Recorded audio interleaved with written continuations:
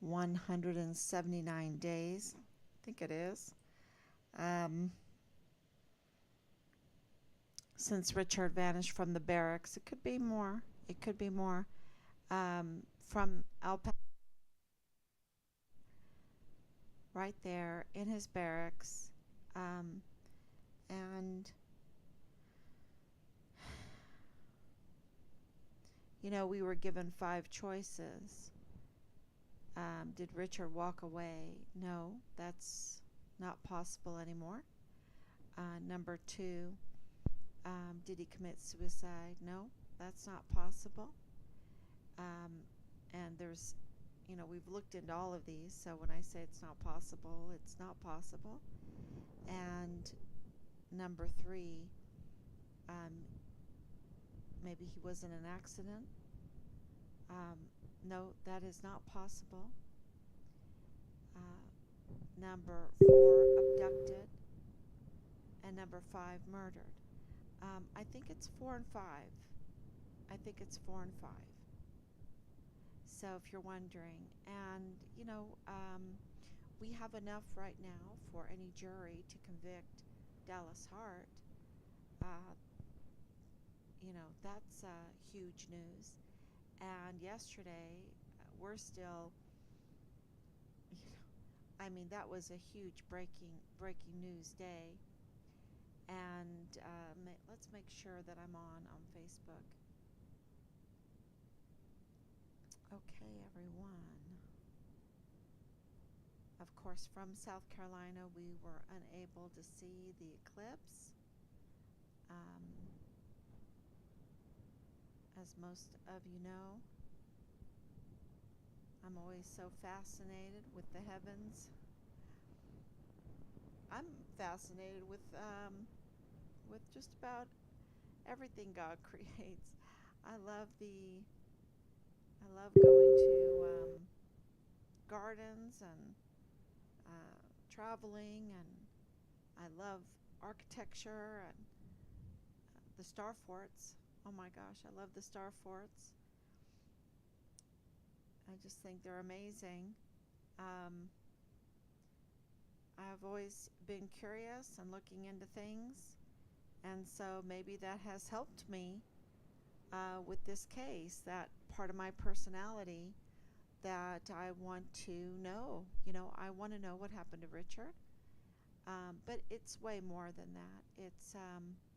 He's my son, and we have become so inhumane that we don't even realize that people have to be held accountable to what happens to our young people. That we need to count what happens to our older people, what happens, of course, to our soldiers, what happens to our children. 85,000 unaccounted for minors. And, there are some people that are really, speaking up against it.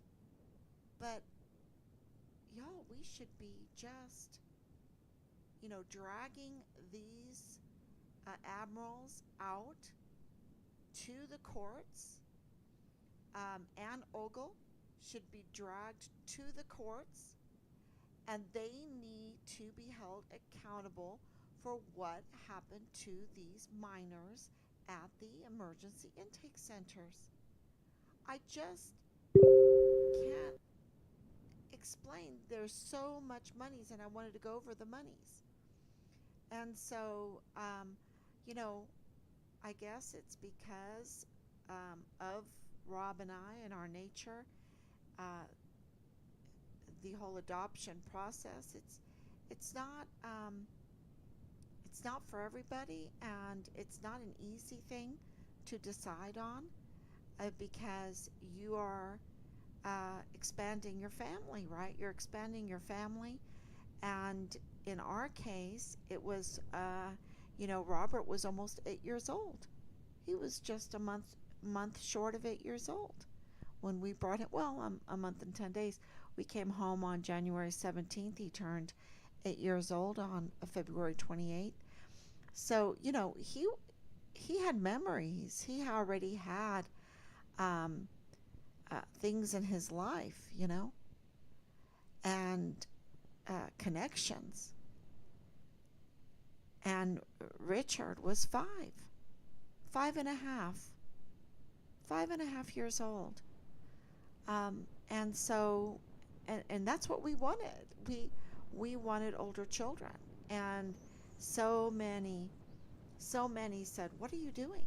You have two beautiful daughters. What are you doing? Why do you want older children?" Um, and it's like, because what's going to happen to them?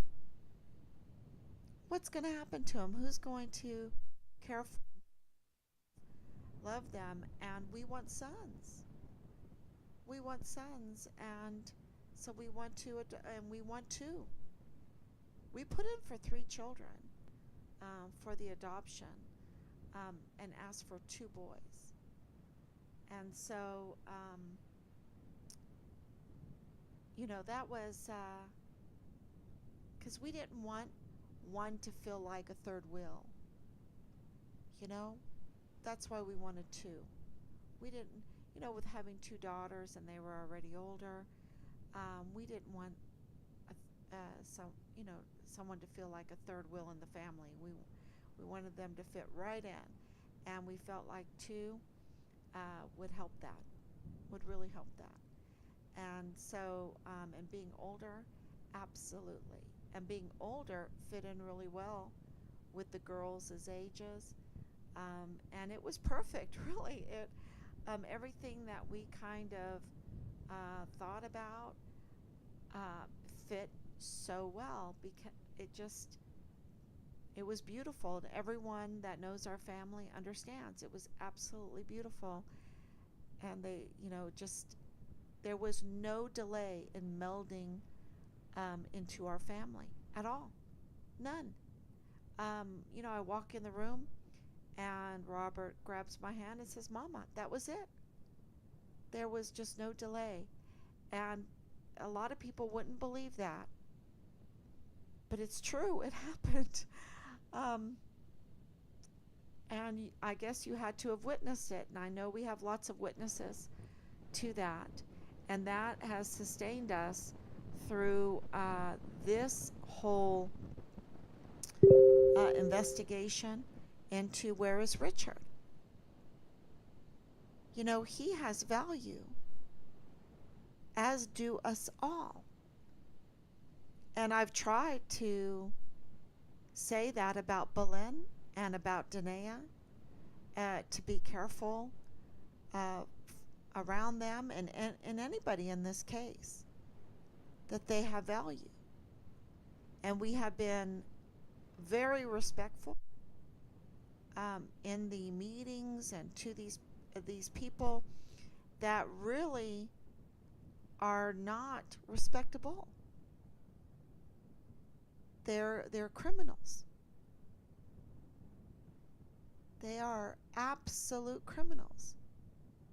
And I have to say that my prayer is for accountability, and my prayer is for that those who did this to Richard end up like the carjacker. I have to say that, and this is probably the first time I'm admitting this. Maybe I've said it before, but it's a pretty new feeling, because at the beginning we wanted immunity for even the worst offense. Just come forward. So we have been patient, and I think we need to be more patient, because all of this takes time, because of the infiltration into our institutions that have been ruled by fear or by money, absolutely by their jobs and security. I think it's more of a security thing. They don't know what would happen to them if they didn't have their community or their job or their paycheck coming in, and they want that community, that security. And I understand that. I do, but not at the cost of people's lives, of young people's lives, of the country being in danger. There is a line you cannot cross, and you then have to risk and go a different way. And security is not worth going to hell for. It just, and making other people live in hell. And this is, I'm getting a little warm.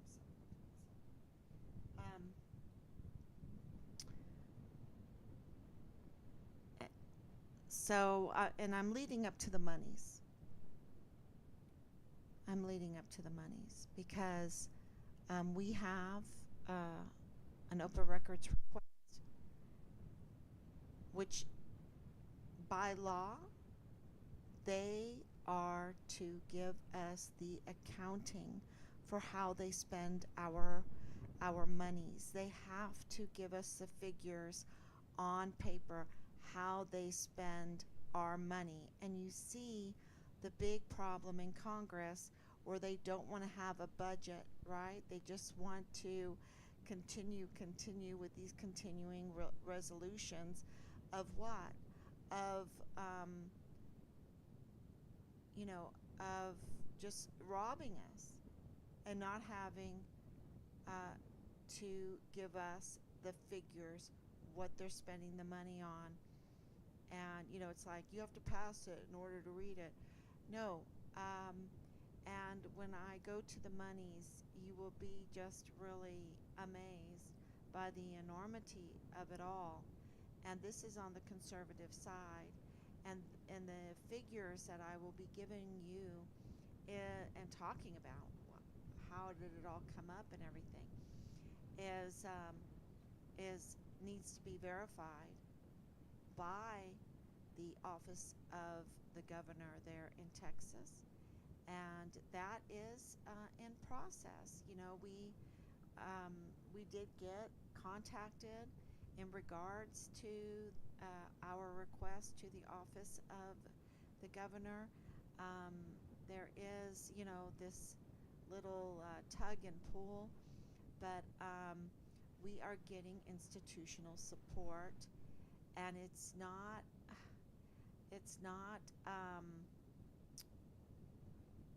that was not easy got. We've had to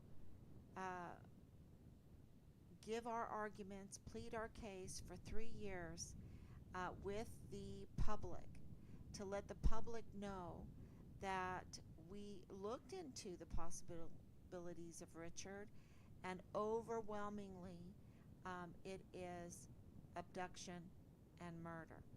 Okay, overwhelmingly those are the possibilities. And even Leilani Hart said Richard was code-redded.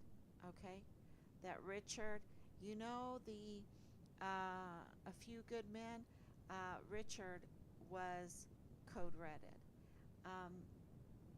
That is, that's not my words. Those were Leilani Hart's, and she's a suspect. She's a suspect, and she had unauthorized access to files, including Richard's file. And I remember when all of that came out, they were like, well, it was a whole bunch of files. And I'm like, okay, that doesn't make it better. That makes it worse.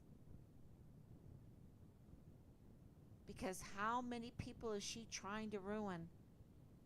Is Richard's life not enough? Is she trying to ruin and manipulate so many other people's files? So many other people's lives? That doesn't make it better. And consequently, Tavita Nusa, who, she was having an affair with, lost his badge and was removed from the military. And that's a good sign, but the thing is, they put out these, I should say, he was just a front man like Belen, like Danny Katzen, and if they could, they would blame things on Belen Rocha. They would blame everything on Belen Rocha, and they would blame everything on Danea Katzen. They would blame it all on them. And I'm not saying they're blame free. I'm not. I'm saying they're the human shield. They're the ones. They're probably, you know, it wouldn't be outrageous for me to say that Belen may have been a mule. It wouldn't be outrageous, especially since she has a criminal record. It wouldn't be outrageous for me to say possibly, seemingly, um, she's been groomed to be in this sex cult, groomed to think that that's respectable, that is, that will bring her happiness. It brings you just misery, okay? Just misery. And, they might say something different, but then when you go and look and their mental health is all over the place, um, you know that they have been used and abused. They have been used and abused. And in this case, it's not outrageous for me to say that the um, the real perpetrators used Belen and used Danea to obstruct justice in Richard's case, and others were used. Others were used. So I think that is uh, very revealing to the El Paso community, because all of their suspicions that young people are used by um, the real perpetrators, the real criminal organizers. It is absolutely, it's true. It's confirmed. It's confirmed that they do that. And, the reason why I'm saying that is because if it wasn't that way, the monies wouldn't be so profitable. The monies would not be there. Okay? There's so much big money that they will use these human beings that, to me, they only feel like they're useful as far as the sex, the being a mule, going into the dangerous places where they can be sexually harassed, where they can risk being raped, where they can become strippers, where they can, and I'm really talking about Belen here. Danea is just the con man, to use her ability, and she's very good at it, Danea is, to be a con man. They both have abilities, they both do. And the real perpetrators use them for evil. Saw what they were talented at and used them for evil. I really believe that, because they're too young. They're too young. And, that's not an excuse, but I'm saying they had help. They had help. And when you look at the monies are so enormous. It's so profitable to traffic humans, traffic children, sell porn, pedophilic porn, illegal child pornography, which is torture, which is child torture. All porn, you see this, all porn is child sex trafficking, all of it. And, because these children, they grow up, right? They grow up. And, then they become of age, so it's okay. We did everything illegally with them, but then once they're 18, it's legal, and now, we got legalized porn. But it's all child sex trafficking. And I want to thank oh my gosh, I just Kanye West, and I know he has a new name, um, for that information and for that whole interview. That was amazing interview that he did.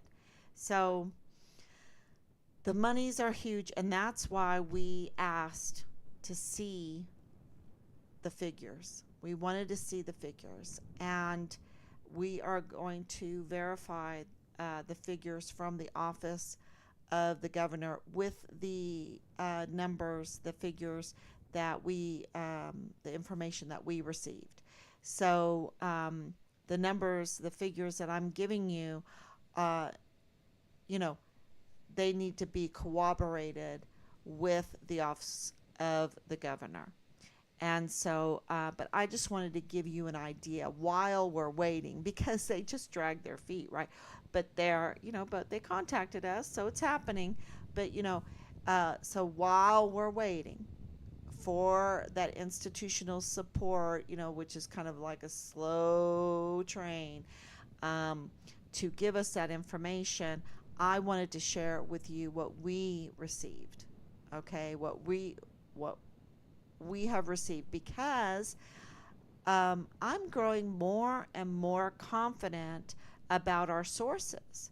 Our sources absolutely said that 3905 Bliss Avenue was an important location, was an important property, and it was. It was, right? And what it did is everything that we have known um, through the family tree that we put together. Geez, it might have been 2 years ago. Probably was 2 years ago. Um, and I stated that Dannia and Belen are related. They are connected. They are connected, and they are very closely connected. And so now we have these properties, and it's not just one. It is 3905 Bliss Avenue, 3705 Bliss Avenue. I believe it is 3705 Bliss Avenue. Um, this neighborhood corroborates that these are close family ties between the Rochas, the Katzens, um, the Sotos, and the Ortegas. And Belen's mother's side is the Ortega. And, that is connected to also the Van Buren. This is all, these properties are connected. And so um, this is something that is so obvious if you are a CID agent and you're a private investigator and have access to the database. This is so obvious, and this is so easy to figure out, that what this has done is to verify and implicate the CID with the other agencies, but they're in El Paso, because this is definitely Fort Bliss, El Paso, that it implicates Fort Bliss, CID, in fraud, waste, and abuse, in a botched investigation on purpose, intentional malice from the CID, okay? And that they absolutely covered up the murder, the abduction and murder of our son, the code red of Richard. And so that is very clear. And then the breaking news yesterday was, and I've had people ask me, who is it? Drop the name. I'm not dropping the name, because this is an FBI informant. And so, there are lots and lots and lots and lots and lots of informants. And we do have some figures of the cost to taxpayers of these FBI informants. And I'll dig that up and share that with you too. But it's enormous. I already had dug it up when I suspected that we were infiltrated by an FBI informant. I started looking it up, and I was like, oh my gosh, yeah, would it be even possible if FBI informants infiltrated Team Find Richard Halliday? Would that be possible? And it was glaring, yes, yes, absolutely. There's so many.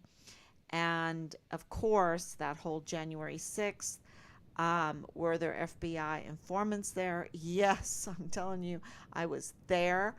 I was there absolutely. And there were very few, but I shouldn't say few, you're talking about a million people, and then there was a few in that. How many could it be? I don't know. Maybe it was a lot that were trying to get us to do harm. And yeah, and they just weren't normal. Okay, they weren't just the normal Joe on the street. Okay, that's my point that I want to make. Um, so is that possible in Richard and Team Find Richard Halliday? Absolutely. And then yesterday we did get confirmation of one of them. So one of them is absolutely an FBI informant. That is huge because that costs a lot of money. That costs a lot of money. Okay. So, and I don't even know if that figure is in this, uh, but here in front of me, just for the Federal Bureau of Investigation and um, our um, date for the involvement of the FBI in this case is October 26th, 2020. I know that off the top of my head. Um, uh, I've been studying it for so long, and the reason why is because Nadal Bayim walked into that Dollar General on that day, and we handed over the CCTV footage of him, and of course he is the father-in-law of Lieutenant Colonel Bugado in the G3 of the 32nd ADCOM, which is Richard's command, right? And not just any command, but the operations. And so when that happened, we turned that over to the CID, but we also turned it over to the FBI. And the CCTV footage and the video interview of the um, cashier. Okay? And that's the day, October 26, 2020, that the FBI, um, we know, became involved and took over the case of Richard Halliday. And here, the figure that we have is $2.5 million. That's right, 2500000, $2.5 million that they have spent. And that figure that we have that needs to be corroborated, remember, I'm telling you, this needs to be corroborated by the office of the governor. But this FBI number, $2,500,000, um, you know, they should have found Richard with that kind of, but this clearly shows that they had to pay people out. They had to pay these informants. They had to, I mean, how many informants did they have and did they need? I mean, this is enormous, enormous amount of money. Um, so the investigative operations, and these monies are conservative because they don't include. I don't believe. Let me look. I don't believe they include Fort Bliss, the Army side of this. No, but this has been, and these numbers are rounded. Okay, so they won't confuse you so much, but they're so big. No, this does not include. This is very conservative. Okay, so this does not include Fort Bliss, what they spent. Okay. So, investigative operations, $1.5 million. What? Investigative operations? I mean, wow. $1.5 million. They should have hired me. They should have hired me for $1.5 million. and given me access to their machines, to their databases, and voila, I would have saved the taxpayers a lot of money because I would have found my son very quickly. Very quickly. There's no doubt in my mind, right? $1.5 million. Forensics analysis. Okay, so, that is, uh, what did they find? His wallet. What did they find? His helmet. What did they find? Um, his computer, his notebook, his journal. Forensics analysis. Yeah, did they have to sweep the arms room? I mean, um, $600,000. $600,000 for forensics analysis. I mean, I think some people are buying Ferraris. You know, I just think that, there's so much fraud, waste, and abuse in this. It is, and we're just getting started because for surveillance and intelligence, 250,000. 250,000 for surveillance and intelligence. Um, yeah, I really want a breakdown of how they spent this money and well, what uh, who are they surveilling? Where when the videos are being tampered with, when their surveillance is, I mean, they're already paying the DES, they're already paying the chief of security of Fort Bliss. Why do they need 250,000? Is it on that Bliss Avenue? Is it on the Van Buren Avenue? Is it, where is this surveillance and intelligence? I would like to know. Legal and administrative support, $150,000. To get some, is that to pay off some paralegal? You know, that's that's kind of a fun job there. That's a fun job. $150,000 for a paralegal. Um,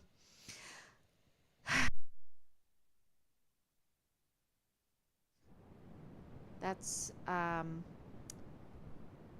was there in Juarez. Juarez, we called them up. They came to the 15 plus agency meeting. The stage task force find Richard Halliday.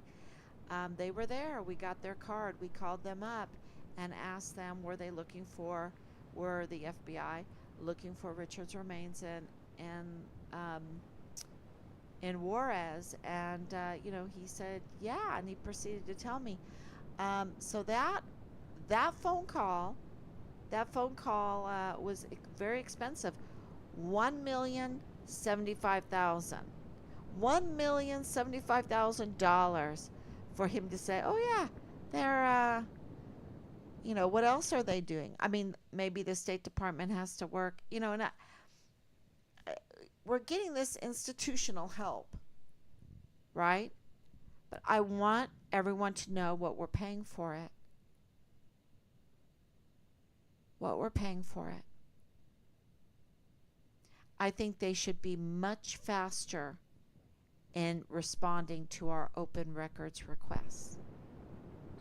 Not 3 years down the road. Oh yeah, okay. Um, this family really means business. They want to know. They want to know. No, not everyone has this kind of. And I have other things better to do. This broken window fallacy.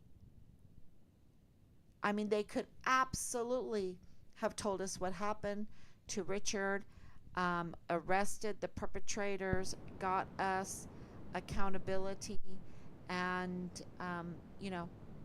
absolutely got justice for Richard and not charge the taxpayers, you know, 1.5 million, 600,000, 250,000, 150,000, 1.75,000. You know, I mean, that's just the first group. Oh, 2.5 million for the FBI. I think you need to know, and this is such a, um, you know, uh, you have to be very careful on this walk when you're in the situation that we are in, because we're depending on institutional support to get us answers for Richard, and we have been threatened because they don't like us. You're burning bridges because we don't like you. You're not going to get help. Wait a minute, it doesn't work like that. You work for us. You work for us. And your feelings, that doesn't matter. We have a missing son here. And we're talking about a huge cover up. And we're talking about the infiltration of our institutions. And if they're upset, that corroborates that they have been infiltrated, that they are not aghast, that they are not absolutely offended that they have been infiltrated and doing everything they can to find out who these people are and give us justice for our son. That's what should be going on, and especially for these kind of monies, these kind of figures, right? Diplomatic efforts, 500,000 for diplomatic efforts. Are they talking to the state of Chihuahua? Hey, state of Chihuahua, on Mr. Halliday's witness statement, we want you to lie. We want, he doesn't know Spanish, so we want you to fudge his witness testimony, because that happened. That absolutely happened. Who did that? Was it the FBI informant? Was it the diplomatic efforts? Who did that? And how many will participate in that kind of scam?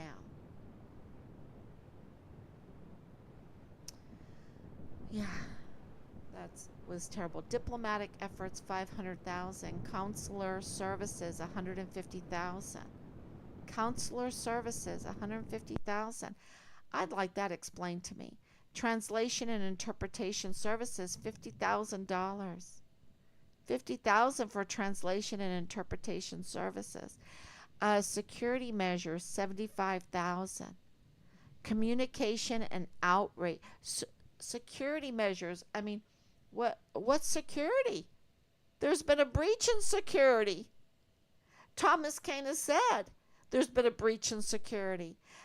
Surveillance footage has been tampered with. Surveillance footage has been omitted. They are working outside of the law in the JAG. You have a 14-year-old girl living in the barracks, being prostituted out. And that's just one example. There is a barracks flushed with weapons, a marketplace for illegal drugs. What about this fentanyl? So security measures, 75,000. Investigative personnel, 20,000. Well, and maybe that $75,000 for security is just for Richard's case. So maybe I should rephrase that whole thing. So just for Richard's case, they're offering security measures? How is that? What is that?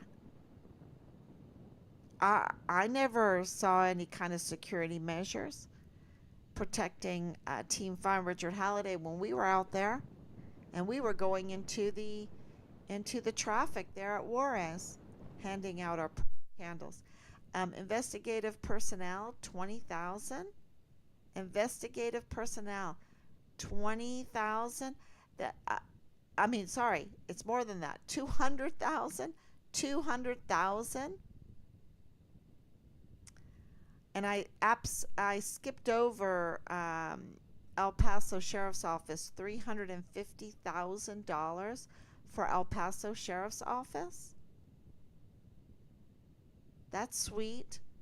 In Richard Halliday's case, $350,000 for El Paso Sheriff's Office. I'd like to know what they did. Investigative personnel, $200,000. They should have given. I would have been very happy with $200,000 if they would have hired me, and I could have used their tools and resources and found Richard very quick, and then I would have given them the money back. You know, equipment and technology, 100,000. Equipment and technology, 100,000. Operational expenses, 50,000. Sarasota Sheriff's Office, $175,000. Sarasota Sheriff's Office, 175,000. Wow, those were very expensive tickets to that show. 175 for the Fugitive Apprehension Unit to come and violate our civil rights in our own house by searching without a warrant. We still don't have a warrant. We still have no warrant. We did ask for that just lately again for the warrant. 175 for, what, was it maybe a half an hour? A half an hour, maybe they stayed to talk for a while. Yeah, $175,000 still. That's a pretty expensive show. Investigative, someone's lining their pocket, okay? This is not what it takes. It's like they give so much per child for education, and, we're being uh, so used with that because homeschooling, you figure out it really doesn't take a lot of money. Um, the ratio of teacher student ratio should be so small with the amount of money that we spend on education, and that's what really improves the quality of education, is that hands-on, being with those that are masters at the talents that they have, be it roofers, be it engineers, be it in the medical field, hands-on experience, close hands-on experience with someone that is really good at their job.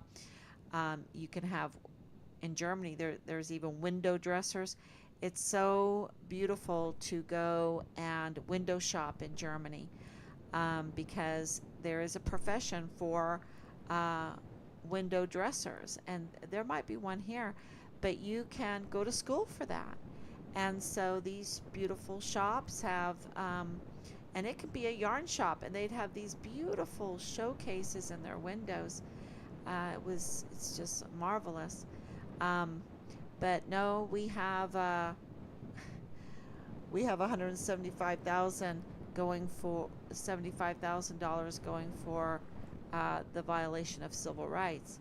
Um, Investigative personnel, 100,000. Equipment and technology, 50,000. Operational expenses, $25,000 for operational expenses. In Richard's case, they didn't even invite us to El Paso or Fort Bliss.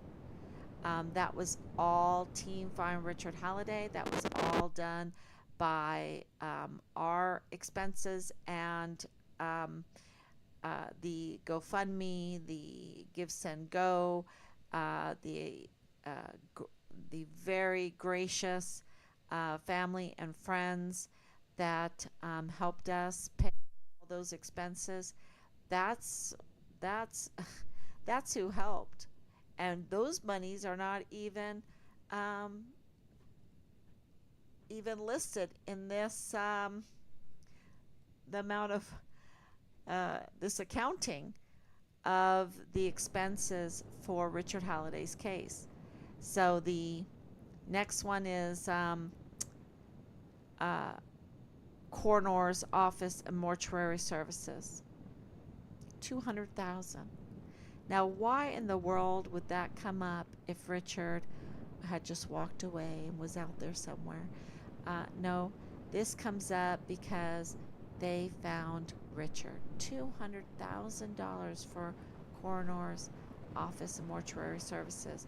Autopsy and forensic, $100,000.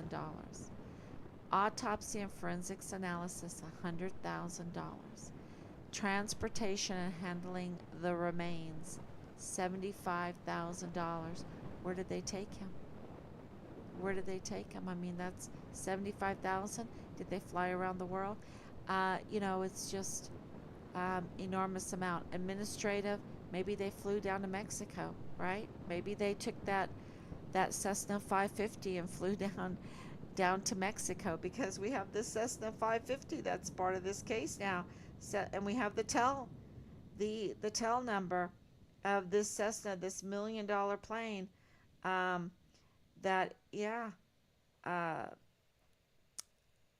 is huge. It costs a lot of money to maintain these jet planes, because that's a jet plane, the Cessna 550. Administrative and support services, $25,000. Okay. Department of Defense. Well, there you go. That might be. I don't know. Is that Fort Bliss? Oh yeah, it looks like Fort Bliss is included in this. 1.2 million. I have several lists. And this was the more conservative list, so that's why I put it up. I have several lists. I try to put up a conservative list so that when the corroboration, when the verification comes, that there's some that are just outrageous what they spent. So Department of Defense, $1.2 million. $1.2 million. Fort Bliss Command, $500,000. You'd think that would be more to find a missing soldier. I don't know. That's a lot of money. Criminal Investigative Division, CID, who botched this whole case, who can't do their job, $400,000. $400,000. And their legal support, right? To help Tavita Nusa, I guess, to help Leilani Hart, to help maybe themselves to media matters with this prosecutor into KTEP. This legal support, $200,000. Security and base operations, $100,000.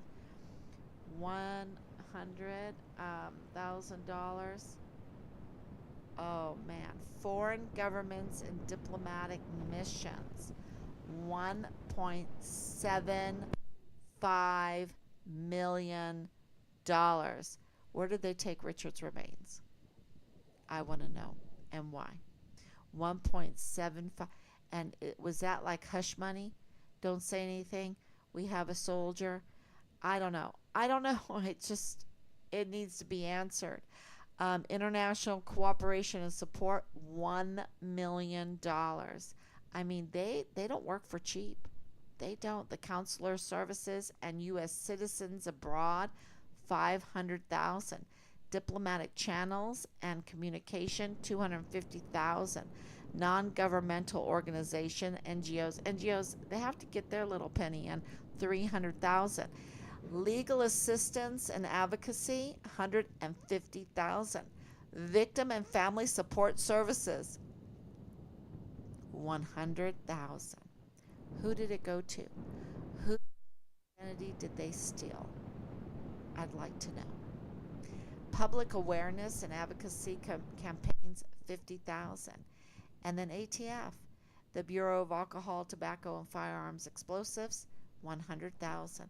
They sat there. They were there. That was a very expensive meeting. They sat there in that meeting. They came, ATF, and they got $100,000. Wow. That means that firearms are involved in this, okay? And that's what tipped us off, that ATF was at the meeting, the staged meeting for Richard, the task force find Richard Halliday.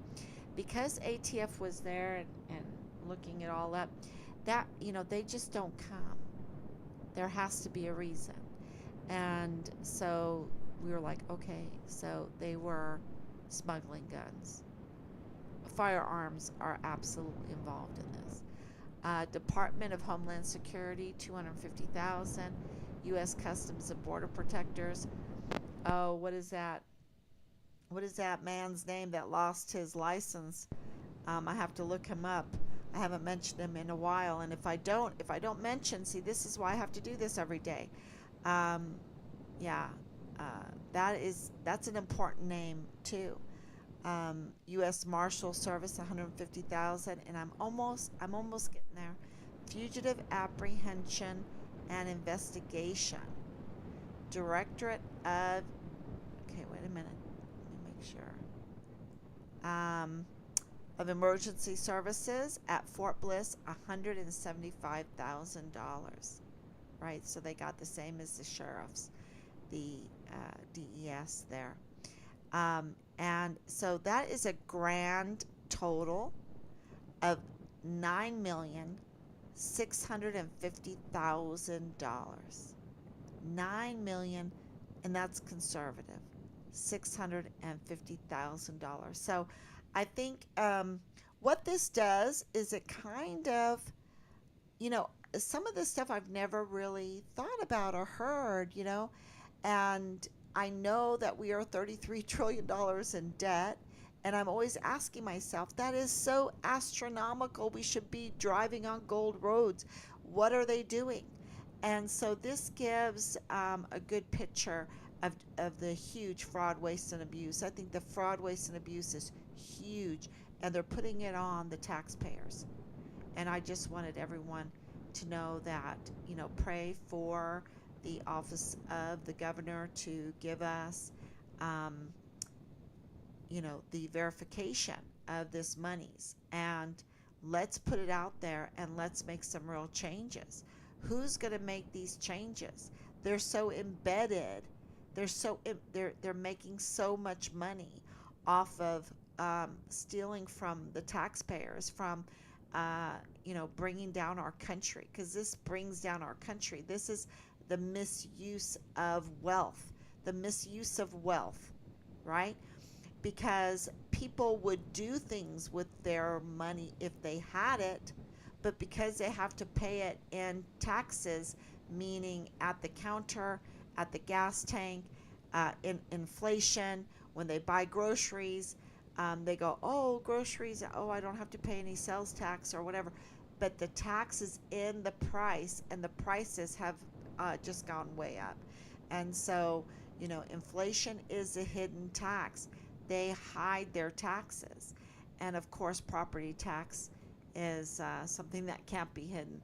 And El Paso is very high in property taxes. So I think this has a lot to do with Richard's case, because if they can't find Richard for $9.65 million, with all of the tools that we have given them, with all of their database that they have, with all of the phone, the tower information coming down, I mean, they knew exactly the very beginning what happened to Richard. That's my point.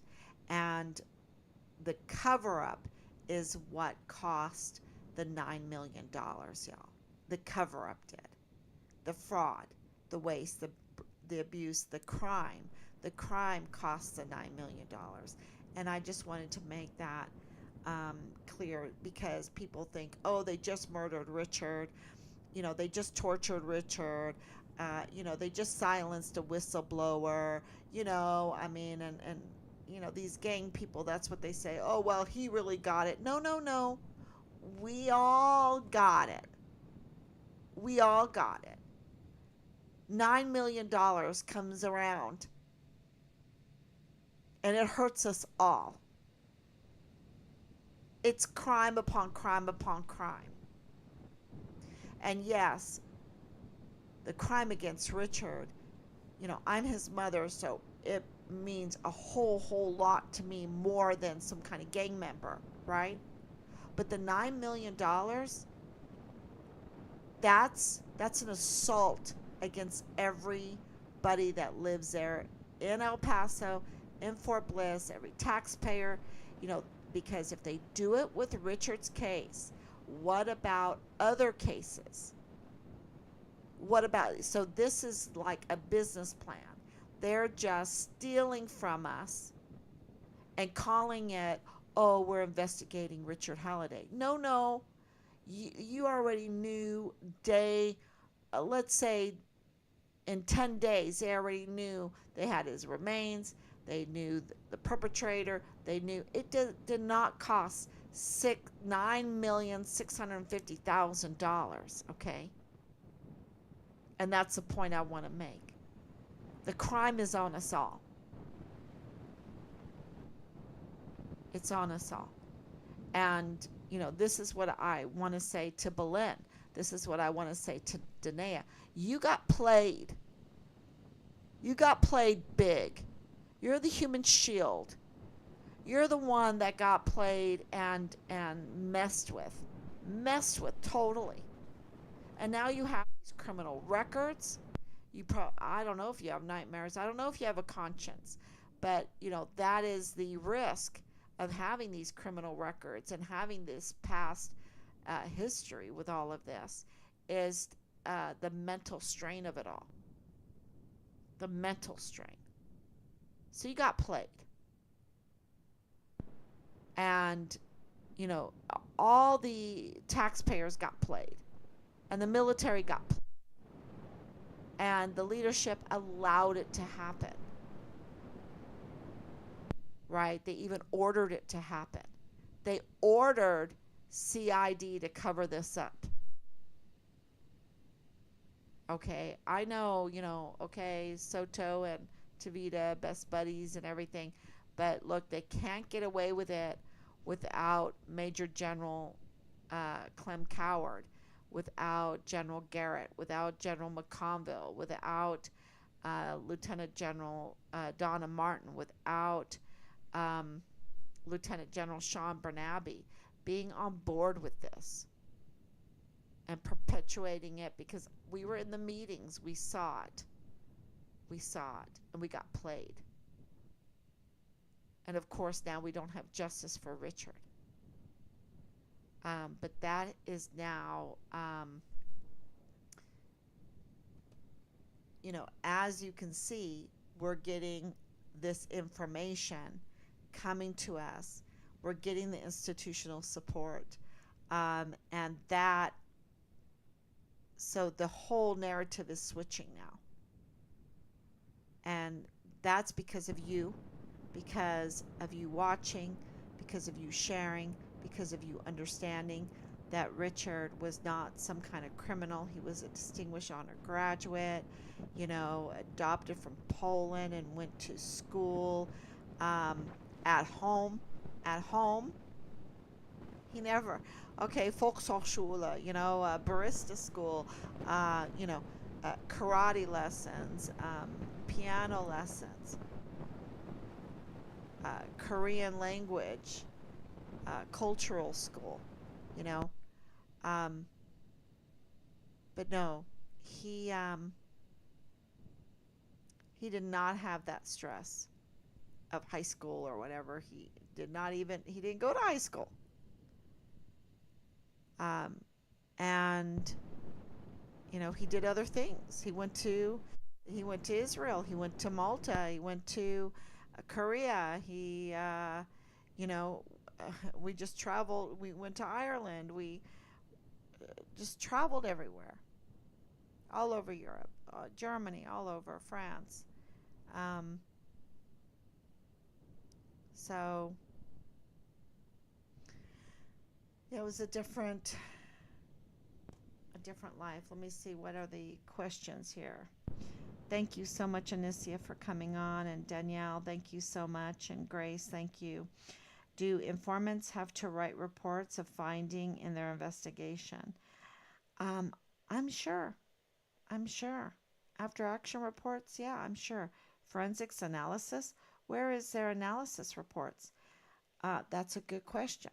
And that's why I think this money list has been so useful, is because it helps us focus. There's so much effort to divert our attention to where we can get the answers.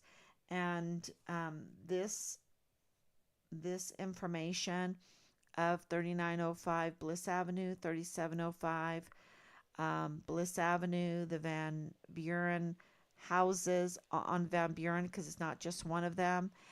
These properties are, giving us a lot of information and connecting a lot of people, because, they still have to, you know, have ownership, right? Or they can do some kind of LC or whatever.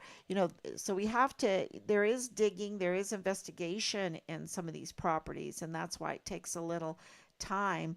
But the 3905 Bliss property, absolutely Rocha, Katzen, Ortega, and Soto. So that was huge news. And so what that does is confirm that CID is in on this, right? That's what that does. They're in on it somehow, some way. And so let's look at the monies. If they're in on this, how far does this in on this? How far have we been played? And when I say we, I mean the taxpayers. I mean El Paso, the El Paso community, the Fort Bliss community, the service member community. Um, that's who I'm really. I think it's the Americans, because we think that our institutions, um, are giving us at least some of our money's worth. We know that they're engaged in fraud, but we're talking about being really played. Absolutely. And to the point where we're not getting justice. And because of getting this information and putting it out there, um, it's waking a lot of people up in the institutions, and they're starting to say, wait a minute, if we don't start doing our job, then we're not going to have these institutions. They're crumbling. The trust is crumbling. And when the trust crumbles, who are we going to play? Right? Who are we going to steal the money from? They still have some power with the vote. Maybe they'll vote us out. Wouldn't that be wonderful if we had some power with our vote? Because we want institutions that are actually going to do what we have set them in place to do. And CID absolutely, Fort Bliss CID absolutely is in on this, because they, had information from us a couple of years ago where we connected the dots for them about Belen and Dannia. And, we told them these two are related. And, they're like, oh, well, show us what you have. Really? That's your answer? Show us what you have. No, because you already know they're related. Because you know already about 3905 Bliss Avenue, and 3705 Bliss Avenue, both of those addresses. You already know about those, and you're keeping that from us. And we pay you. And you're obligated to us, not us to you. And that, it was so frustrating. It was like, what? Oh, bring us leads, or we can't do anything. Show us what you got. Like they don't have anything, and now they had $9,650,000. Um, what was it up here? I had to look. For Fort Bliss, $500,000. The CID $400,000, and they're like, "Oh, show us what you got." Yeah, I bet if you contacted these other agencies, did they really receive a lot of money? Have the others really received any payment surrounding the investigation? into the disappearance of Richard Halliday doesn't make sense. So that's what I started on this journey today, is telling you that we have put in those open records requests. We want to know, did they get this money? How much did they get?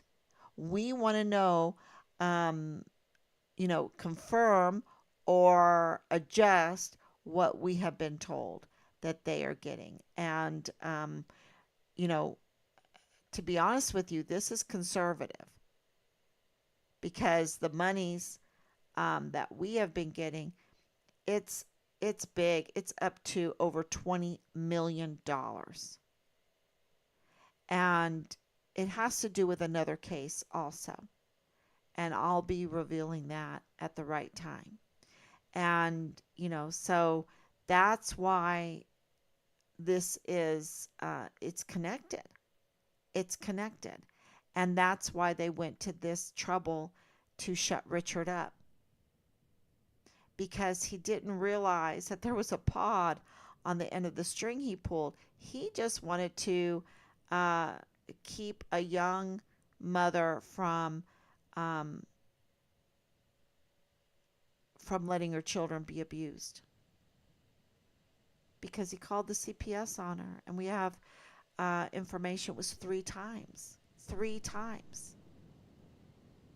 and we absolutely know that there is a connection with the hearts, and we uh, are so troubled with Leilani Hart's confession, her notarized criminal complaint that involves the rape of a 7-year-old in her master bedroom. That happens to be her friend's kid. And there's the other, and I don't even know if I can say it, that went on Marketplace and said, my kid has been raped and is in the hospital right now, and being involved in this case. And, Richard put in the CPS, and I also feel like with the FBI complaints and going to certain people there at Park University that are related in the IG, because you have to remember that people at Park University that work in, as an administrator for CYS work at Park University, that work at Fort Bliss, chief of security, work at Park University. Someone that works at IG works at Park University. They have dual hats and, these multiple paychecks. Um, and that's fine, but they're not doing their jobs. We don't have security on Fort Bliss, and we have 85,000 unaccounted for minors under Ann Ogle and Thomas Kane. And what happened with the IG? Because there's a gunsmith involved here, and information that there were charges of weapons smuggling, ammunition smuggling, equipment smuggling. So it's not only the pedophile, the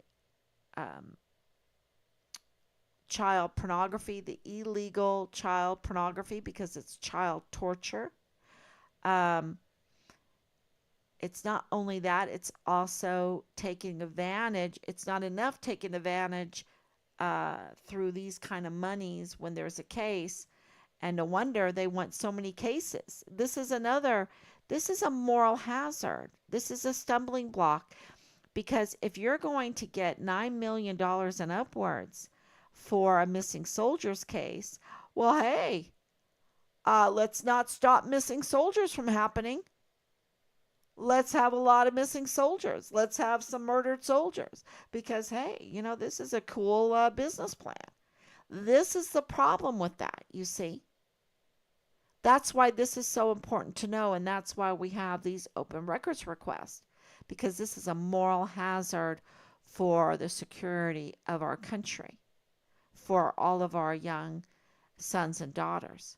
They make loads of money. And not only that, but they're taking the weapons and the ammunition and the equipment that Americans have paid for, and they're smuggling them, and they're, selling them down across the border. And everyone knows it. Everyone knows it. So, and that's just a little bit of the fraud, waste, and abuse. So don't wonder where our $33 trillion of debt went. We see that we have been played uh, $33 trillion worth. And don't forget, we have, the last time I looked, I think it's 240 trillion. 240 trillion. I mean, unbelievable amount of unfunded liabilities. So, they promise everybody everything. And then, people want their security. They want their financial security, but they don't realize we have $240 trillion in unfunded liabilities. It's hard to wrap your head around that. It really is. I bet if you contacted these other agencies, yeah. Do informants have to write reports? Yeah. Nope, they work in the dark. Oh, they don't have to write reports? I don't know. Nope, they don't. They work in the dark. Okay, thank you, Delaris, um, for answering that. So I don't know what the requirements are, but I know it's listed online because I was reading through it, and this was like a couple years ago when I was like, oh my gosh, I think there's FBI informants in our Find Richard Halliday. And so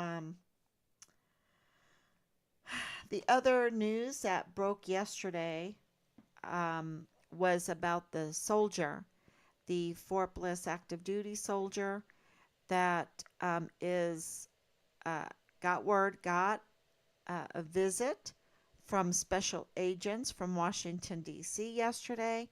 And so this congressional inquiry of his is moving forward.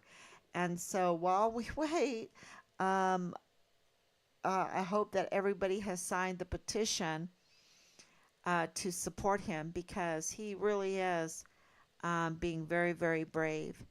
And in the scope of things, he's being very, very brave, and we need to support him. I know we are very close to having 260 signatures. So if you haven't signed it, please sign it. Maybe you can be an advocate for it and campaign for the signatures. And so thank you so much. And I wish that I could, because I'm looking at Delaris, and I know that she campaigns for so many different things, and I wish I could help more. This is so time consuming. Um, I just can't even tell you how time consuming all of this is. And so that's why we're working extra hard, because other families cannot possibly, if you have young children, if you have a job, you are going to get so played by these evildoers, by these wrongdoers. And so we're working hard to um, to get justice for Richard, and also to set precedents so that there are changes made, um, so that we don't have so many stumbling blocks and people just falling into these criminal, and it could be, they think it's lightweight crime, they just think it's lightweight crime. They don't see all the repercussions of what's going on. And it's very serious, because our soldiers are dying, and now they can't meet their recruiting. And so now they've actively started campaigning to get these quote unquote legal immigrants in the Army. They're offering them citizenship. And now, all the migrants coming in, they're going to try to find a way to legalize them so that they can put them in the Army. And then they will have their hands on the guns, on the ammunition, I just can't even tell you what a risk this is. It's, and the thing is you can go to history books and you can read it, and you can see the writing on the wall. You absolutely know that, you know, there is, just like this eclipse. And let me talk about this. This is a bonus time about the eclipse. Eclipses are not a mystery. Okay, eclipses, there's about 70 eclipses. They are in teams. The teams are 18 teams, and they run 18 years, 10, 11 days. So every year is a team of eclipses. That team never leaves that year. Okay, so if you're doing a cut and paste 1 through 18, team 1 never leaves team that year 1, and you can cut and paste it.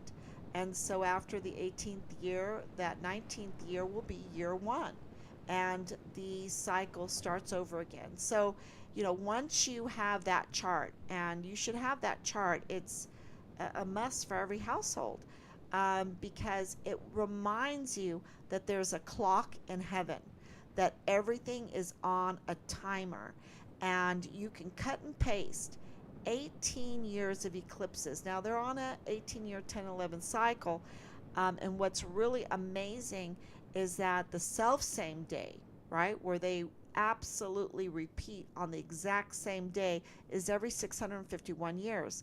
So you can go 18 years, 18 years, 18 years with the 10, 11 days, because the moon, um, the lunar year is 354 days, the solar year is 356 days, so there's a difference of 10 and 11 days. And you can cut and paste this, and when you get to two groups that equal 651 years, right? 325, 326, 325 year, 326. Then it starts repeating 325, 326, 325, 326 on the exact same day. And so that's why you don't need a PhD to know exactly when that eclipse in that team on that year will appear in the sky. And so we had this eclipse, this solar eclipse, the Ring of Fire solar eclipse. It was predicted and has happened every 651 years on this day. Okay? Every 651 years on this day, that eclipse happens. There's no mystery about it. It's a clock. It happens. It was due, and it came, and it did its thing, and it was marvelous, and it just declares the glory of God. That is just something that's so awesome when we understand the 651 year great astronomical uh, uh, time, right? And it's not just the eclipses, right? It's also the transits of Venus and Mercury. Those are on the clock. The 19-year lunar cycle, Metonic cycle, that's on the clock. And what they try to do is make it mysterious, and they try to put all this stuff, like, you know, their little spells and whatever around it. But no, it is a clock in the sky. It is dependable. It is God. It declares God's glory. The stars, Polaris, everything declares God's glory.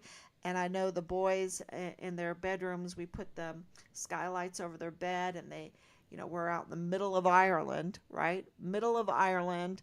The stars on a clear night were just amazing, and you know, it just was awesome to see, because it's so, you can, you know, guide a ship by just looking at the stars, because they're so dependable, and you know, they're the great clock in the sky.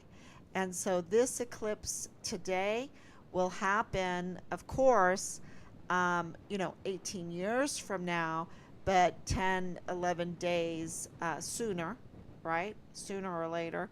I have to look at the cycle. I think it's sooner. Um, Maybe not sooner. I'm trying to think of how it works. Anyway, um, and then it will happen again 18 and 10, 11 days, 18, yeah, later. So it'll happen later. 18, 10, 11 days. And then in 651 years, it will happen exactly on, October 14th. Exactly on October 14th. At the same time, it'll be the same day. And that's amazing that I can predict what's going to happen in 651 years. But that's how it works. It's just like tomorrow, I have to get up at 8 o'clock in the morning. You can predict 8 o'clock in the morning, I have to get up and go to work, right? So tomorrow is Sunday, though, so enjoy your Sunday. Yeah, so that's a little bonus. And I think that that kind of surety in life also helps you to understand um, when you're in a situation like our situation with Richard. And I didn't do that presentation really good because it was kind of like from the hip. But if I was teaching it, I would definitely, have some beautiful pictures up and everything. And if you haven't seen the video of that Ring of Fire eclipse, that was amazing, absolutely amazing. And I have to add this to the bonus. You can not only go forward and know, but you can go backward and know what happened, and you can date things going backwards. And they never tell that. They always say, "Oh, carbon dating," but they never say that you can date by the 5 lines of astronomical measurement. And they never tell us that. They just say, "Oh, this is scientific and it has to be carbon dated." Um, you know, so I just think that is uh, a huge bonus, and I hope that you look into that. And you can personal message me, and I can tell you some good books to go to look into that kind of information, because I think it puts a skip in your walk and it makes you stronger when things like this happen. And when things like this happen, especially, we're looking into El Paso Matters and KTEP right now. We did send out some emails today to UTEP on intentional malice, the intentional malice of Angela Kocherga and El Paso Matters and KTEP, KTEP. In the case of our son, we put that out, and I think that those kind of things are so difficult to do, because you're like, oh my gosh, even the media didn't, they're in on it, because don't tell me she didn't know that Leilani Hart was a total convicted criminal, you know. Don't tell me that she didn't know what happened to Richard. It's her business to know what happened to Richard. And so it really does make you very shaky because of the level of evil that you're dealing with. And so it's really important to have a good foundation of positive, of having a skip in your walk to deal with this kind of level of evil. It's and the threats, and those threats are real, because evil is real, but evil is a creature, and God is a creator. And so for me anyway, then I just say, whatever. I want to know where my son is. I want to know where my son is, and I want my son's remains. And these people need to be held accountable, because if they're being up to no good with